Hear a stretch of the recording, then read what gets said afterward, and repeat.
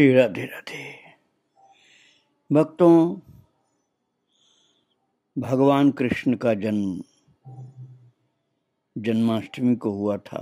5000 साल से भी ऊपर हो गए, 5200 वर्ष के लगभग हो गए।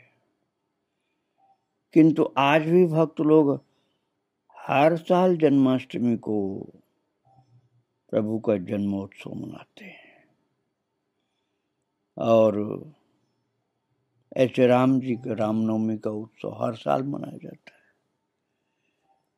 ये तो हुई हर साल वाली बात,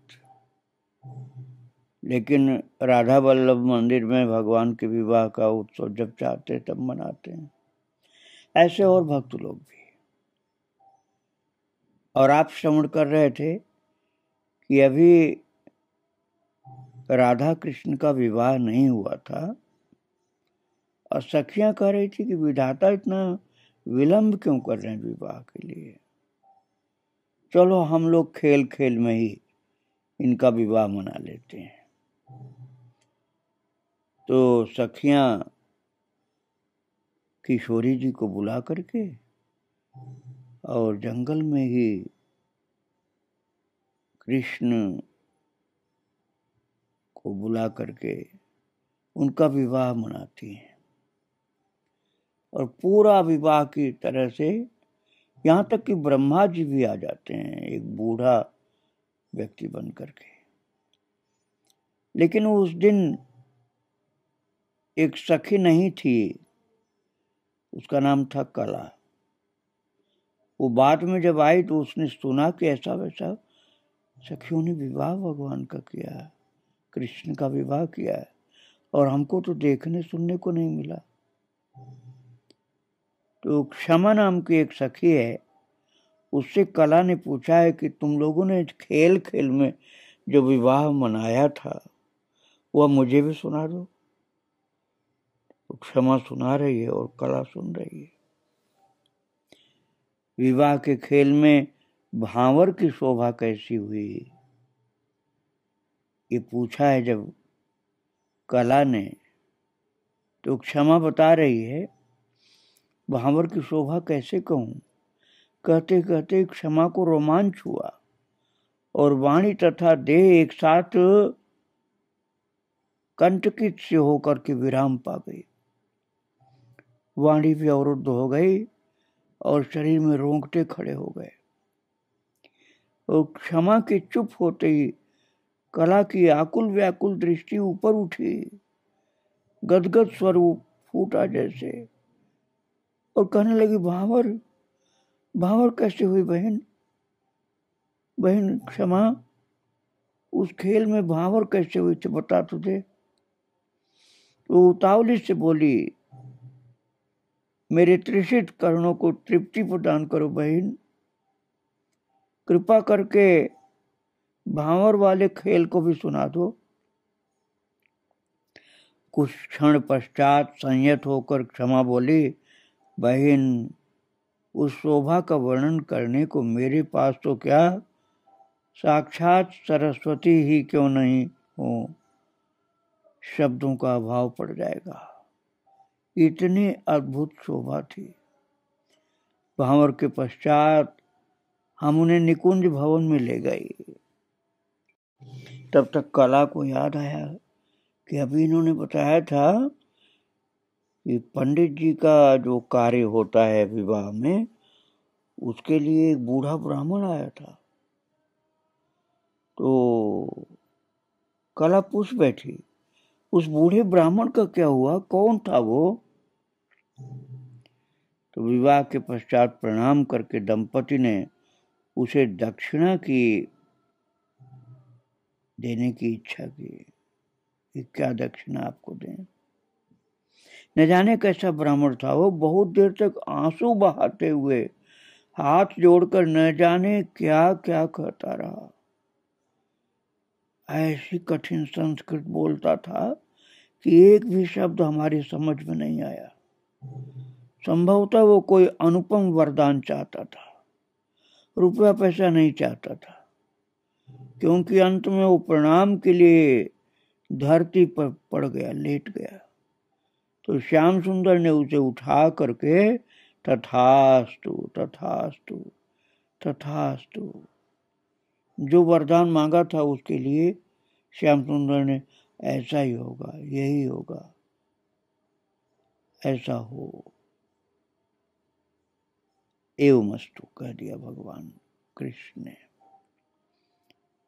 और क्षमावतारी निकुंज भवन में दोनों को सिंहासन पर विराजमान करके, अर्थात राधा कृष्ण को सिंहासन पर बैठा करके दो सखियां च्यवन डुलाने लगी।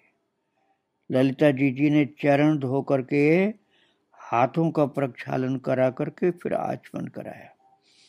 वर वधू किसी कारण इधर उधर देखते तो लगता मानो नयन श्रवण से कोई गुप्त बात करने के लिए त्वरापूर्वक उनके समीप आकर के लौट आए। और आचमन के अनंतर शतरस भोजन का थाल सम्मुख धरा। विशाखा जो श्याम सुंदर को और ललिता जो किशोरी जी को मनुहार देना सिखा रही हैं। प्रथम श्याम सुंदर ने मिठाई का छोटा सा ग्रास किशोरी जी के मुख में दिया, मानो कोई नाग अपनी विषम ज्वाला न्यून करने के लिए चंद्रमा से अमृत की याचना करते हुए अर्घ्य अर्पित कर रहा हो। इसी प्रकार से किशोरी जी ने भी मिठाई का छोटा सा ग्रास श्याम सुंदर के मुख में दिया। ऐसा लगा मानो नाल सहित कमल ने ऊपर उठ करके उषाकालीन सूर्य की अभ्यर्थना की हो। राधा रानी का हाथ और हथेली बिल्कुल कमल और कमल नाल जैसी लग रही थी, और कन्हैया का हाथ इतना सुंदर नीला चमकदार, राधा रानी के मुख के पास ऐसे आता था जैसे चंद्रमा के पास नाग आकर के अमृत की याचना कर रहे हैं। कला के अधखुले नयन ऐसे थे जैसे आंसू को गिर रहे थे ना कला की आंखों से, तो ऐसा लग रहा है मोती बरस रहे हैं खुले कांपते अधर पुटों से। धवल दंत पंक्ति की हल्की सी झलक मिल जाती, प्रत्येक रोम उत्थित हो, ऐसे रोंगटे खड़े होते थे कि लगता था प्रत्येक रोम उत्थित होकर के अपनी स्वामिनी की अंतर कथा कहने को आतुर हो उठ रहे हैं। क्षमा समझ गई, कला राधा कृष्ण की व्याह लीला देखने में निमग्न है। फिर बोली क्षमा, कला अरे सुन कला, ध्यान फिर कर लेना बाद में, अभी तो अपने कानों को सार्थक कर ले बहन। क्षमा ने उसके कंधे हिलाए, उसके नयन उघाड़े, तो नयनों के भीतर भरा हुआ जल ऐसे झरझर पड़ा जैसे मोती बरस रहे हैं। और उस दृष्टि ने प्रश्न किया, आगे आगे बताओ। क्षमा कहने लगी, भोजन के पश्चात इला ने हस्त प्रक्षालन कराया, तांबूल अर्पण किया। ये लो आ गई इला भी, अब तुम ही आगे की बात सुनाओ बहन। इला बोली, क्या कहूं बहन, सबकी सेवा निश्चित हो गई थी, पर सखियों ने कृपा कर मुझे अवसर दिया।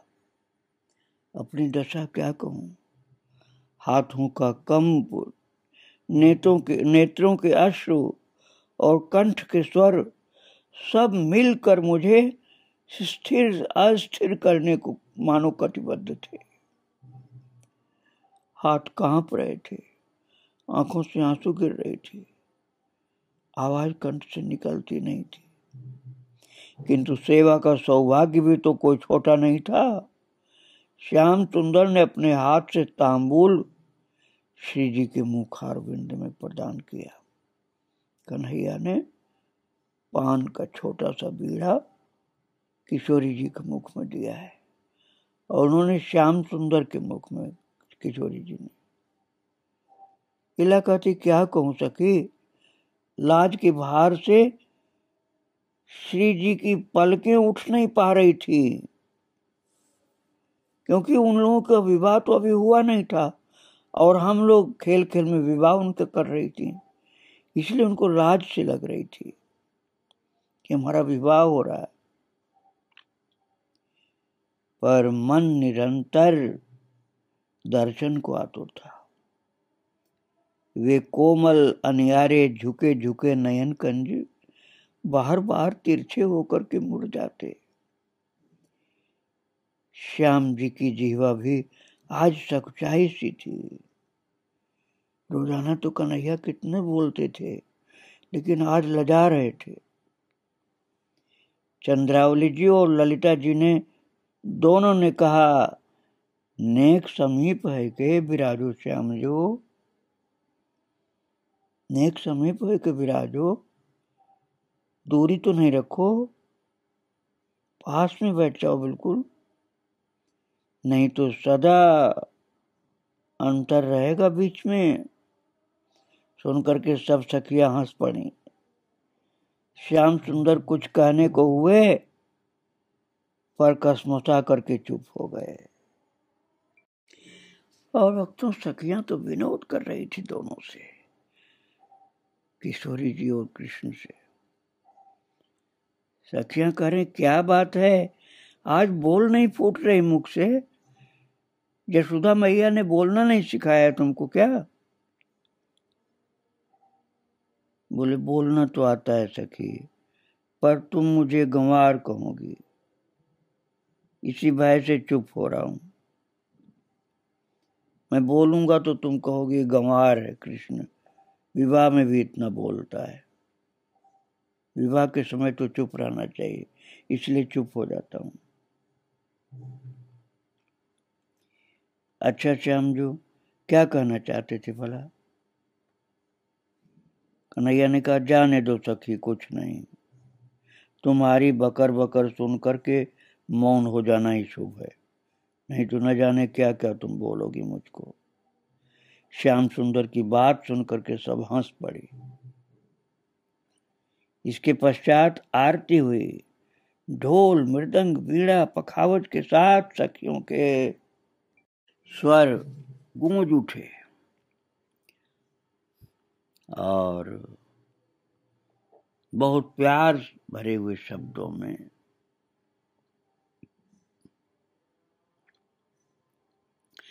गा गा करके आनंद ले रही सखियां।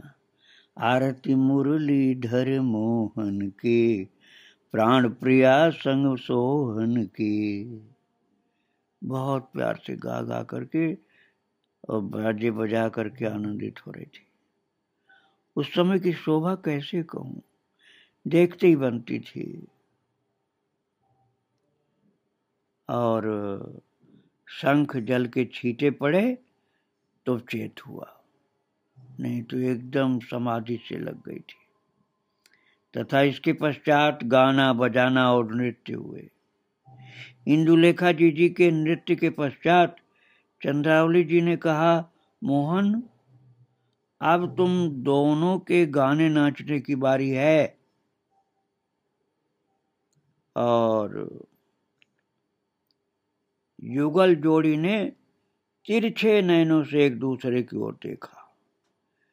किशोरी जी ने लजा करके पलकें झुका ली, पर श्याम सुंदर हंस करके बोले, मैं क्या छोरी हूं सखी, ये सब काम तो तुम ही को शोभा देते हैं, मुझे तो गाना नाचना आता नहीं। और भक्तों तब चंद्रावली जी बोली, भली कही तुमने, हमने तो कभी देखा नहीं तुमको नाचते हुए, इतना सुंदर नाचते हो श्याम सुंदर, और अब कह रहे हो हमको तो गाना नाचना आता नहीं। क्या हमने कभी तुम्हारा गाना और नाचना नहीं देखा सुना है? अरे तुम तो हम लोगों से भी सुंदर नृत्य गायन करते हो। बिल्कुल नन्हे से थे तब से इतना सुंदर गाते हो, इतना सुंदर नृत्य करते हो कि हम लोग तुम्हारे सामने कुछ भी नहीं। तुम्हारी ये बातें नहीं चलेंगी। ऐसा कह करके उन्होंने उनके हाथ पकड़ करके सिंहासन से उतारे। इसी प्रकार ललिता जी ने श्री जी को सहारा दिया, किशोरी जी को, और बीच में राधा श्याम को अवस्थित करके सखी कह रही है, हम सब चंद्राकार स्थित हो गए और बैकुंठ हूं तो प्यारो मेरो ये वृंदावन धाम। बैकुंठ हूं तो प्यारो मेरो यह वृंदावन धाम। बैकुंठ हूं तो प्यारो मेरो यह वृंदावन धाम। ऐसे श्याम सुंदर ने आलाप लेते हुए गाया है। और फिर तो बाजे जैसे अपने आप बज गए, बिना बजाए बज गए बाजे। और अन्य सब लोग हाथों से ताल देने लगे, बड़े भाव से ताली बजा रहे, कोई बाजे बजा रहे। और दोनों को सम्मिलित स्वर माधुरी और नृत्य देख करके, दोनों की सम्मिलित स्वर माधुरी और नृत्य देख करके हमारे नेत्र धन्य हो गए, हम कृतकृत्य हो गए। सखी, अनेकों बार हमने अलग अलग इनका नृत्य गान सुना है, किंतु ये माधुर्य, ये प्यार भरा और लज्जा भरा नेत्र चालन, कैसी आंखों से, कनखियों से तिरछे होकर देखते थे, कैसे मुस्कुरा जाते थे और लजा जाते थे, कैसी हस्त मुद्राएं इनकी दिखती थी। नृत्य के समय हाथ की कैसे इशारे और मुद्राएं होती थी, कैसा इनका पद विन्यास होता था, चरण की चाल कैसी होती थी, निर्दोष पद चालन और अंग विन्यास, स्वर और ताल, भाव वेष्टित ये युगल। सखियों के भाव को देख करके कन्हैया ने और किशोरी जी ने बड़े प्यार के साथ नृत्य किया है। हाथ की मुद्राएं, नेत्रों के चालन और प्यार भरी मुस्कान और चमचमाती हुई दंत पंक्ति और इतना भाव भरा नृत्य किया है, ऐसा प्यार से भरा हुआ स्वर विन्यास युक्त गायन किया है, आनंद की वर्षा हो गई। भाव से इतना अधिक नृत्य और गायन का आनंद बढ़ा कि सबके नेत्रों से प्यार के कारण झरझर आंसू चलने लगे हैं। और फिर तो हम लोगों ने पहले तो प्रणाम किया और फिर गोद में उठा उठा करके प्यार किया है। इस तरह से सखी हम सब लोगों ने मिल करके कन्हैया और राधा रानी के विवाह का खेल खेला था। और उसमें हमको तो यही लगता है कि वो जो बूढ़ा ब्राह्मण आया था वो ब्रह्मा जी थे और आकाश से पुष्प की वर्षा हुई, इतनी सुगंध, इतनी अद्भुत छवि, उसको हम कभी भूल नहीं पाते हैं। रात दिन हम लोग उसी छवि की याद करती हैं। उस खेल में न जाने कहाँ की दिव्यता प्रकट हो गई थी, उस दिव्यता को हम याद करती रहती हैं। क्षमा सखी ने और इला सखी ने इतना सुंदर वो खेल अपने मुख के शब्दों के द्वारा प्रकट किया, ऐसे भाव से सुनाया है कि जो कला नाम की सखी उस दिन नहीं थी, उसने पूछ पूछ करके सब वर्णन ऐसा इनसे करवाया, ऐसा सरस वर्णन किया इन्होंने, सखियों ने, क्षमा ने और इला ने, कि कला तो भाव विभोर होकर के आनंद में रो रही थी, कभी हंसती थी, कभी रोती थी, कभी बेहोश सी होने लग जाती थी। उसने कहा, सखी मैं थी तो नहीं उस दिन, लेकिन तुमने कृपा करके ऐसा सुनाया कि मुझे लग रहा कि मैं भी उसमें शामिल हो गई थी, और मेरे कानों में तुम्हारे दिव्य स्वर और हृदय में प्रकट हुआ भाव मुझे उसी खेल में पहुंचा दिया है। मैं भी आनंद से भरपूर हूं तुम लोगों की तरह। भक्तों, सखियों के इस विवाह वाले खेल में, राधा कृष्ण के विवाह के खेल में ब्रह्मा जी का भाग्य कितना बड़ा था कि गोपियों ने जो खेल खेल में राधा कृष्ण का विवाह मनाया, उसमें ब्रह्मा जी को सब वरदान प्राप्त हो गए, दर्शन प्राप्त हो गए। आओ हम ब्रह्मा जी सहित कृष्ण, राधा और सब गोपियों को प्रणाम करें और इस मंगलमय विवाह के खेल को अपने हृदय में बसा लें। श्री राधे राधे, जय श्री राधे राधे, श्री राधे।